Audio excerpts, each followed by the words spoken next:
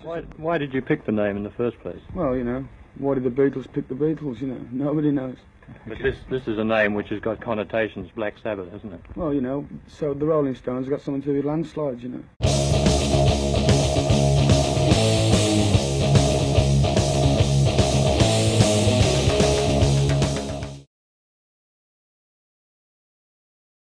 What can I say about Black Sabbath that hasn't been said by every metalhead from here to the equator? We all know they invented the genre you, me, and your grandma love, heavy metal, so there's really no point repeating that. But all I can say for sure is this.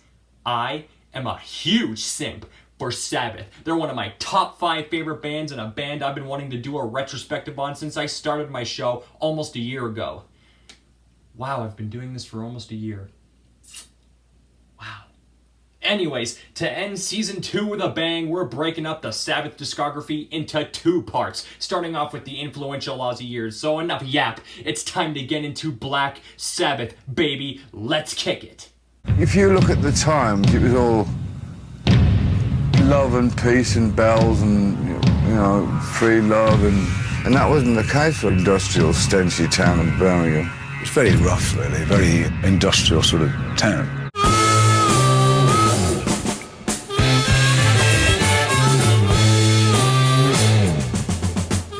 The legend of Black Sabbath begins in brummy old Birmingham, England, with a small blues band called Earth, made up of Riffmaster General Tony Iommi, badass bassist Geezer Butler, Skin Smasher Supreme Bill Ward, and a little guy you may have heard of called Ozzy fucking Osbourne. It was your typical early band struggles, hoping to play to at least one person and hoping that they would even like them. And we went to play at this first gig and they absolutely hated us.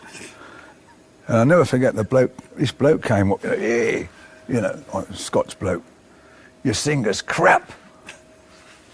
And Ozzy's standing there going, and then of course we had to see the agent. I said, well, you're not going down very well. Hell, the band's prospects were so dim that for a blink and you miss it moment, Tony Iommi actually joined one of the few prog bands worth a damn, Jethro Tull. But at the time we were stuck, we didn't have a guitar player, so the only guy we could call upon was someone that we'd, you know, had a little afternoon in the studio with to try things out, and that person was the then unknown Tony Iommi, who of course went on to be the instigator of everything that we call heavy metal, I suppose. I only stayed a month with them and it wasn't for me, you know. Tony, being a very important guitar player, wasn't really suited to certain kinds of playing, and our music was already then becoming a lot more eclectic and simply not just a question of playing white man's blues. But it was great because when I came back, we got the band back together again, and then we changed our name to Sabbath and whatever. But it was good because it gave me the insight to see that that's what we should be doing. We've got to start early in the morning, we've got to rehearse. But that fit as well as me in a Chippendale show, so when Tony Iommi returned to Earth, the band fired on forward, acquiring their signature nomenclature through either a Boris Karloff film or the band Coven. The stories vary, but soon they would acquire their signature sound. While Wicked World may have been the first song the band penned, it wasn't until Ozzy or Geezer had a freaky bad trip acid shebang, you can tell they don't really do hardcore drugs, that the song that birthed a revolution came out. I had this little apartment which I'd painted black and had all these upside down crosses all around the place, pictures of Satan everywhere. And Ozzy brought this book around for me, and it was like this really old 15th century like old book. It was all about black magic, it had all these like drawings of Satan and everything in it. And I just had a really weird feeling about it. I woke up in the middle of this horrible nightmare and I just saw this like black shape at the bottom of my bed, just like staring at me. And Geezer in particular had all sorts of weird dreams and weird thoughts. You know. It might have been the acid, I don't know.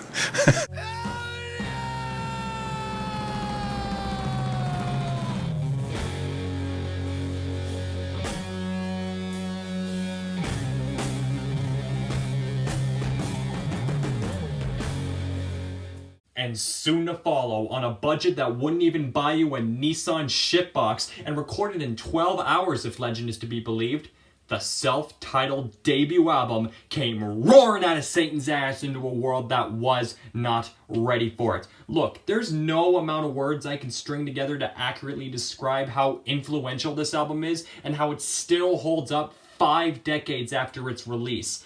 Look, the cottage on the cover, it's a real place. And the woman on it that everyone thought was Ozzy has just recently been discovered. But you look at both of them through that grainy filter, and you listen to songs like Behind the Wall of Sleep and my personal favorite track, NIB, and it just entrances you in a way that it just feels like the album came from a much darker place that no mortal man could enter.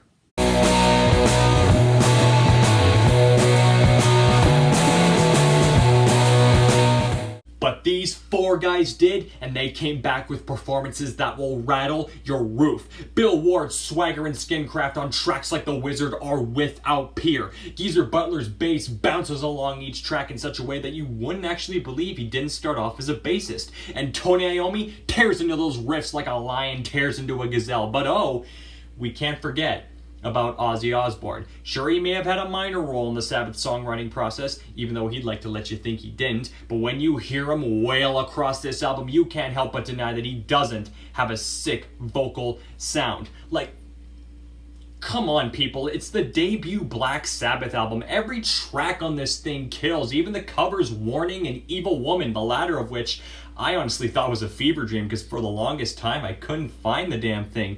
If you need a sales pitch to pick up Patient Zero of heavy metal, then do I feel sorry for you. Just do it. But oh, Sabbath, we're just getting started. Let's move on, shall we? Next. None of us had any idea what was laying before us. Because everybody told us that we'd never do anything, that we're wasting our time, we should get a proper job. All we wanted was to have this record that we could go, there you go, Mum and Dad. We've done it. We've made an album. Listening to the countdown, and the guy says, Black Sabbath. And we went, what? And we thought, is there 2 Black Sabbaths or something?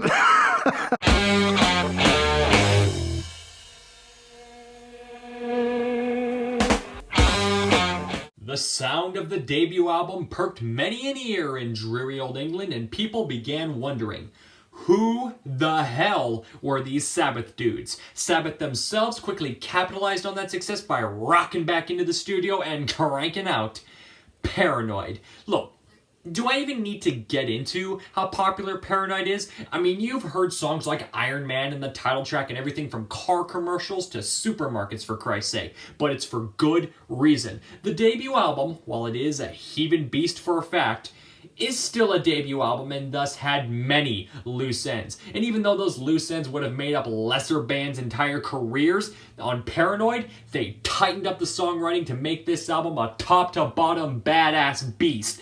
Like, it's Paranoid. It's a swift kick in the genitals to the entire goddamn hippie movement. At least that's what it was turned into, because I don't know if you know this, but there was a war going on.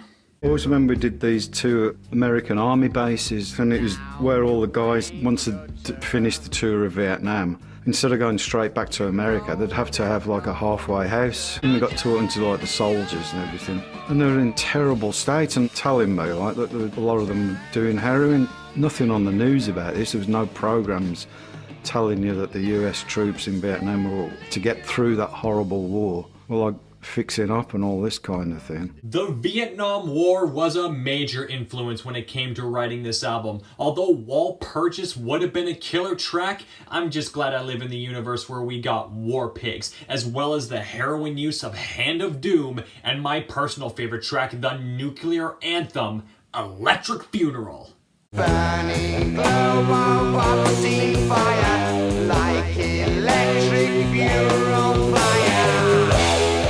This album was already stacked to the rafters with killer material, but it wasn't until the title track was penned at the 11th hour that this album truly became a watershed. Even though the artwork was supposed to be used for the original title War Pigs, it fits that Paranoid eponym to a T. Look, what else can I say about Paranoid? It's like describing why Citizen Kane is one of the best films ever made. Come on, you know why. Stellar songs, stellar performances, it broke them in America, but oh, the best albums are still coming, baby. Nobody ever gave us a good review. Nobody ever gave the album a good review. And we liked it that way because the more they hated us, the more the kids liked us. They all slagged us to death, and they're the ones that look silly when the album sold so many.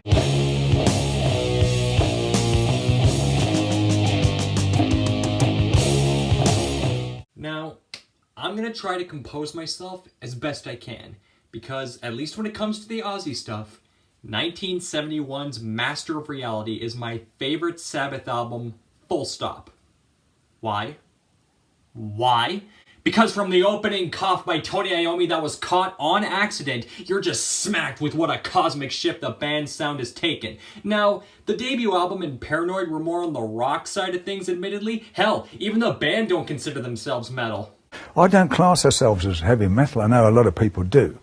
We've always come from the hard rock-based thing. But from Lord of this World to hippie murder anthem Children of the Grave to the song that will turn your plants yellow into the void, this album cements Black Sabbath's metal credentials, and it does so in style. It's also the album where Tony Iommi finally tuned his guitar down to C-sharp standard to compensate for a hand injury he received when he was 17. Don't worry, I got that story covered. I was at work, I used to do electric welding, arc welding. And the place where I worked was a sheet metal work factory, and they used to cut the metal and send it to me to weld. And it happened that the person who was supposed to have been doing all the cutting didn't come into work. So they asked me if I'd do it, otherwise I'd be sitting around, you know, twiddling my thumbs basically. I said, I've never done it before, and they said, well, would you, you know, we'll show you what to do and whatever. And so they started doing it, and this thing just come down on my hand, and it trapped my hand, and the reaction to pull your hand back, I just pulled the ends off.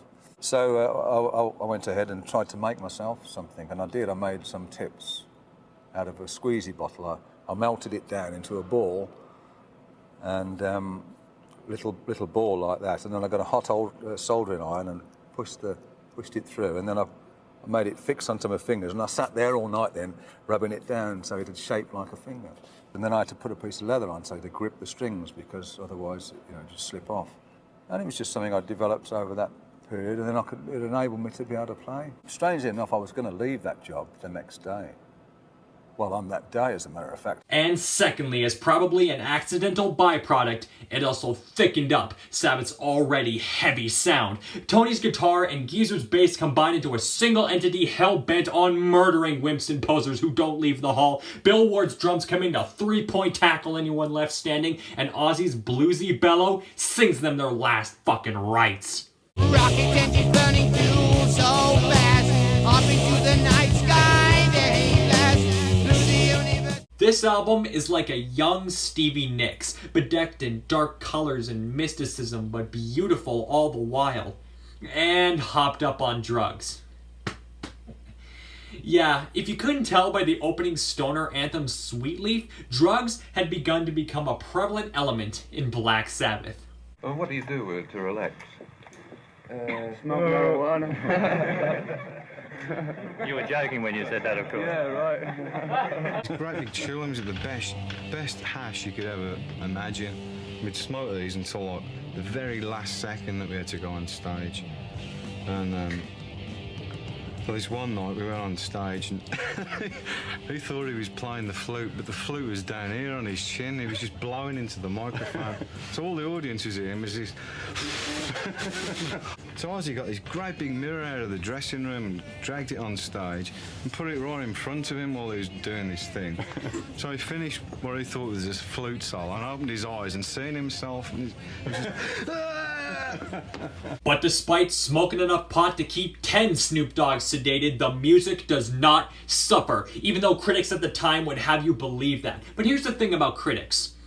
They can suck a fart out of my ass. Master of Reality is a monolith to heavy metal, especially its more doomy and stonery subgenres that have ripped and re-ripped this album off so many times they got permanent employment as a waxer in Brazil. Top 5 Black Sabbath albums, top 25 albums for yours truly. Alright, I'm gonna go change my pants and we'll move on to the next album. You got the cars, you got the houses, you got So you know, you hear about other bands doing this and getting crazy, so you try it. You want to try everything. We hired this massive big mansion in Bel Air. I mean, we had, I think, every pusher in LA was there. They were coming up every day. And we were literally buying soapbox cartons full of cocaine.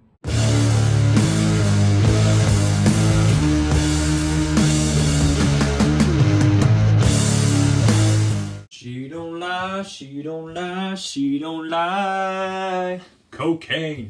With producer Roger Bain departing due to creative differences and the band moving to America, they took it upon themselves to produce their next album. With a heavy influx of cocaine and even heroin coming in, I guess we're just gonna forget Hand of Doom is a thing, are we? They went to work on Snowblind. Not the song, the album. The record Volume 4 that was going to be originally called Snowblind. But, you know, they wouldn't have it. There's just no way, man. You know. Meant to change at the last minute to Volume 4. But it's like, it's all going on. Everybody's doing all these things. But it's like, oh, don't mention that, man. You know, that'll shock so many people. Why do people have to be shocked to realise what's going on all the time? After the record company nixed that name, the world bared witness to Volume 4. Recorded in a whirlwind of drugs and drink, Bill Ward especially so shit-faced he couldn't even record some of these songs and even worried he'd get fired because of it. Somehow that doesn't come across in the finished product. While older Black Sabbath albums would take days to record, Volume 4 took weeks and even months of making music to record, which allowed for more experimentation in the studio. And experimentation is the word of the day here. From the ballad Changes to Cornucopia to the 7+ minute epic Wheels of Confusion the Straightener, I guess you can say Black Sabbath may have had a hand in creating prog metal too? I don't know anything about prog metal, you know me by now. If variety is the spice of life, then Volume 4 is the goddamn spice rack.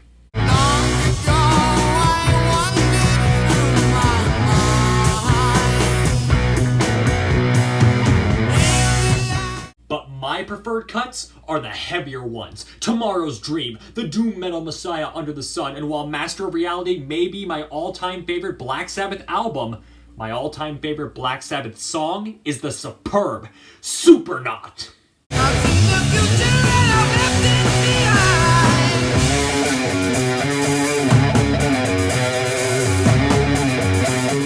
If there is one Achilles heel this album has, it's the unnecessary noise collage that is FX. But despite all the unnecessary beeps and boops, Volume 4 is a badass album that started the Sabbath experimentation project, although it almost didn't take off. When we first came to the States, then it got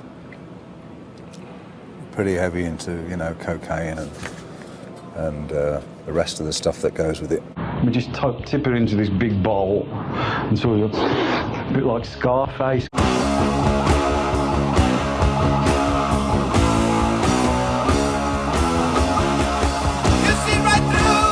To say the band were running on fumes would be correct in so many ways. Drugged out of their gourds, ideas were few and far between. I just didn't know what the hell to write about anymore. I mean, Again, we went over to LA. We'd done the same procedure we did with Volume 4, but it didn't work on Sabbath. Well, if I don't come up with anything, we don't do anything. Because they were waiting for an initial riff. And without the initial riff, what do you do? I was trying to get away from all the black magic and all that cobblers that we were supposed to be associated with. And I never got any help. It was just from anybody. In the old days, Ozzy'd like come out with like titles, or he'd come out with a chorus line, and that gave me inspiration to write the rest of the song.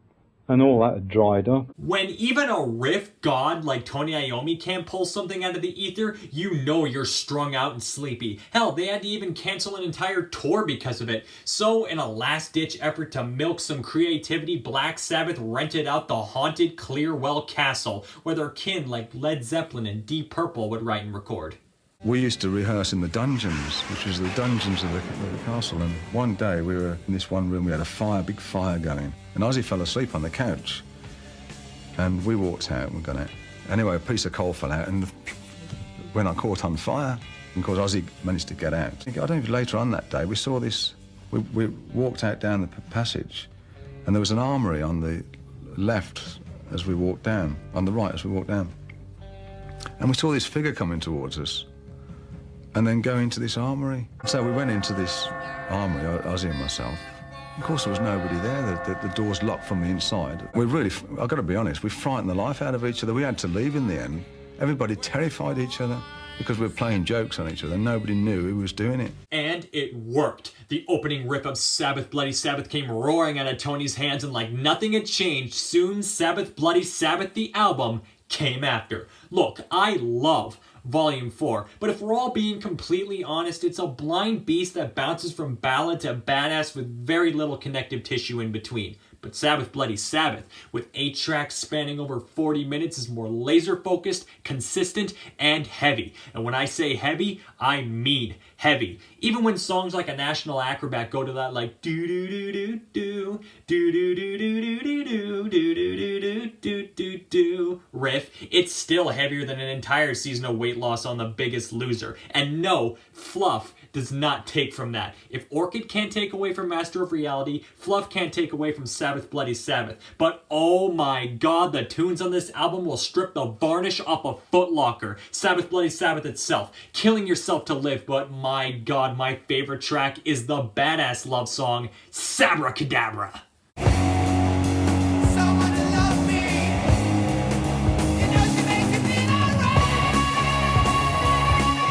A heads up to any future girlfriends who may be watching this video. 1, I'm so sorry. And 2, if I don't write you a love song that sounds like this, I ain't feeling ya. And this may just be me, but does anyone else like really only listen to Spiral Architect in the afternoon? Especially an afternoon with like a bright pink sky? I don't know what it is. Just the line of all the things I value most of all, I look upon my earth and feel the warmth and know that it is good, just hits better in that environment.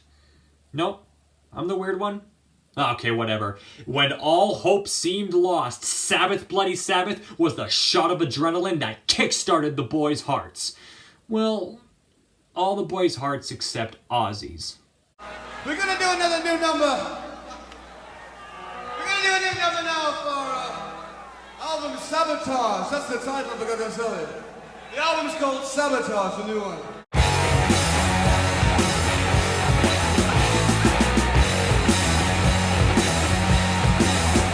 Sabbath Bloody Sabbath may have watered the dying plant, but their former manager came in to piss in the fertilizer after the band tried switching to the management of the infamous Don Arden. We were working on the road to pay lawyers' fees to keep the lawsuit going against the manager who was ripping us off. And I just said, hey man, well, I didn't get involved in this to become a damn lawyer. Management was getting most of the money that we were earning and stuff like that, so we didn't feel any different. Just sort of moved out of, say, the not very nice areas of Birmingham into an even worse area. Just raped, and I said to my ex-manager, I like to be kissed when I'm getting fucked, you know. With the band in court by day and recording by night, it was a pretty pissed off time for everyone. But all that anger did help when it came to recording their next album. Sabotage is a potent piece of power that raises a giant middle finger to everything surrounding the band. From the way Bill Ward lays into his kit like it owes him money, to some of the most evil riffs Tony Iommi's hands have ever crafted, but the star of this album is Ozzy goddamn Osbourne. With all that pent-up anger inside of him, he just went into the vocal booth and ripped into those vocals like a big old bag of Bogota's best.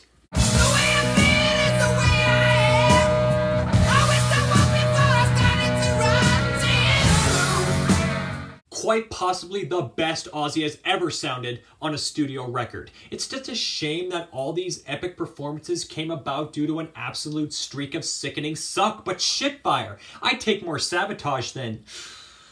Ooh, sweet Jesus, what's coming up next? But the hits just kept on coming. Ozzy began complaining to the band that their albums were taking too long. Come on, Ozzy, don't you know a lot of delays always result in a great product?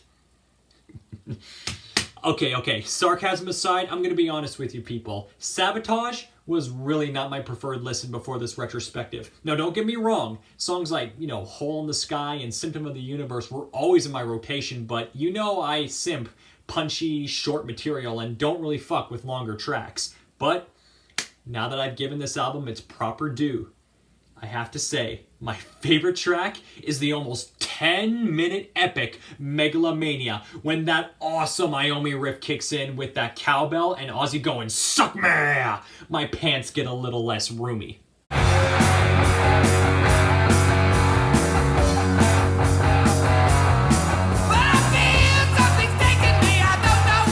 And if your ears aren't obstructed, then Sabotage will do the same to you. Buy it and build a shrine to it. This was the last time the band were 100% on everything.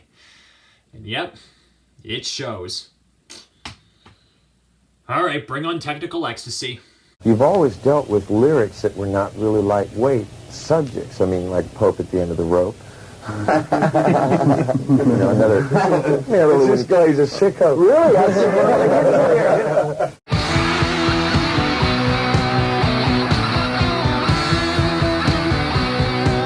While Sabotage was a killer album, it was at the time their worst selling album.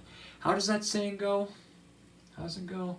Oh yeah, the public is an ass. After finishing up all their legal shit, they went into the same studio that the Eagles were making Hotel California in, even causing that overrated piece of crap radio fluff band to actually pause recording because they were so loud. I bet the material they were making was super killer, right?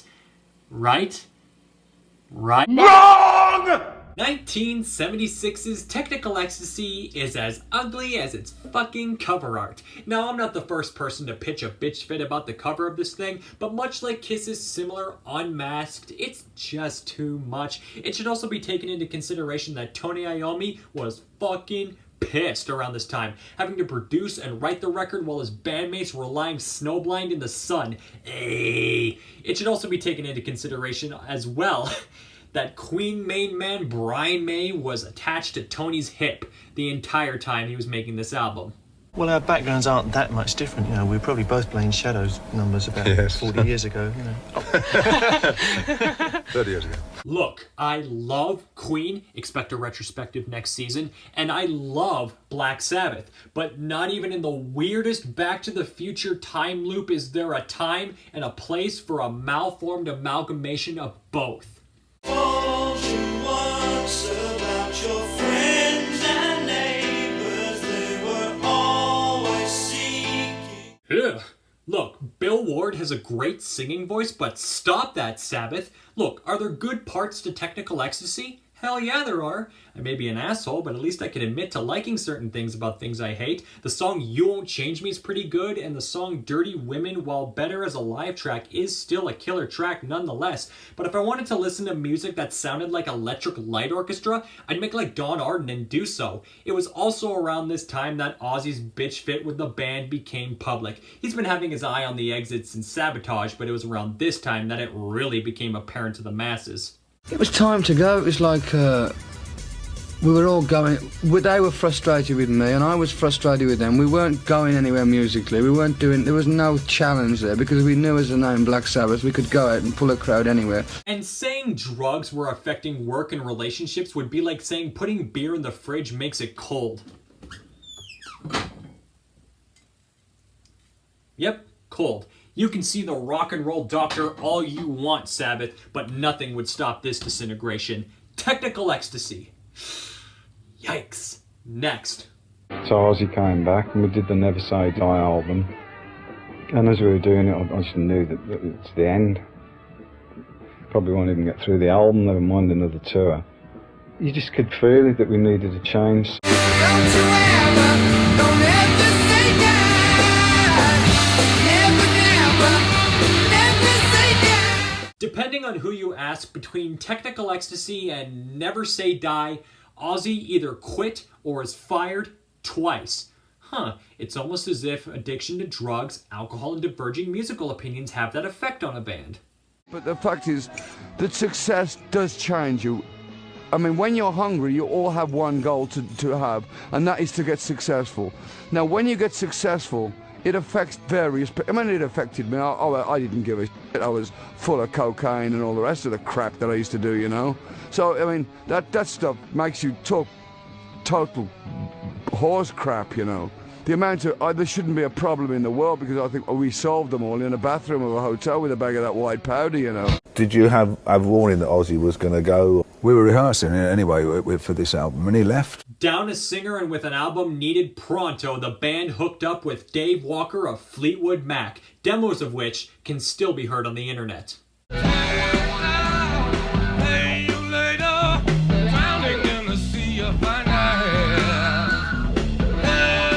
There's even a single live appearance with Walker, but that footage cannot be found no matter how hard I try. Now, he has a great voice, and I think he could have done some killer stuff with Black Sabbath, but by then, Ozzy was already itching to come back, and so he did.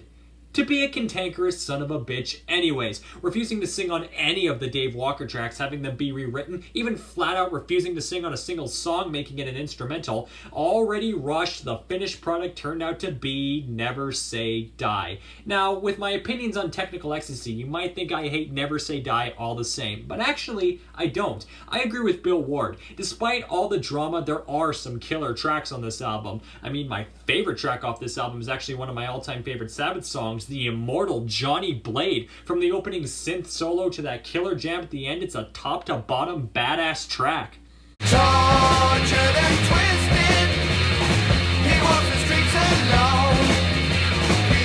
You even got killer material like Shockwave and Never Say Die itself on this thing, but it does have its filler moments and it ends on a whimper with that stupid song Swingin' the Chain, but at the end of the day, Never Say Die is a killer rock album. And if more fun had been put into the recording, it could have ranked high on the Sabbath discography, and I say that with every awareness. But it was the year 1978. Van Halen were blowing Sabbath off the stage nightly, and next year, Ozzy was out of the band for good.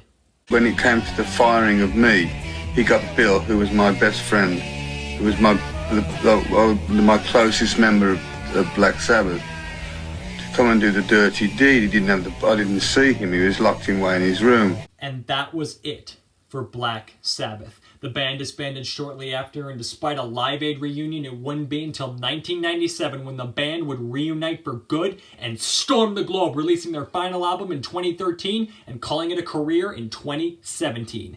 At least that's what Sharon Osbourne wants you to think. No. On the contrary, there were a shitload of killer albums that we'll get to sometime soon. But until then, that does it for another episode of the Retrospective series. I thank you all once again for sitting with me. And until part 2 of the season 2 finale, I'm Liam Winfield. Keep on rocking. What was Ozzy Zig needs a gig? It was an advert in Jones and not Jones. In a music shop in Birmingham that we saw. I needed a star name, you know. A really stupid ad. It was us that's in it. You fucking turned up. Must have been work because you fucking must be stupid. You knocked my fucking door.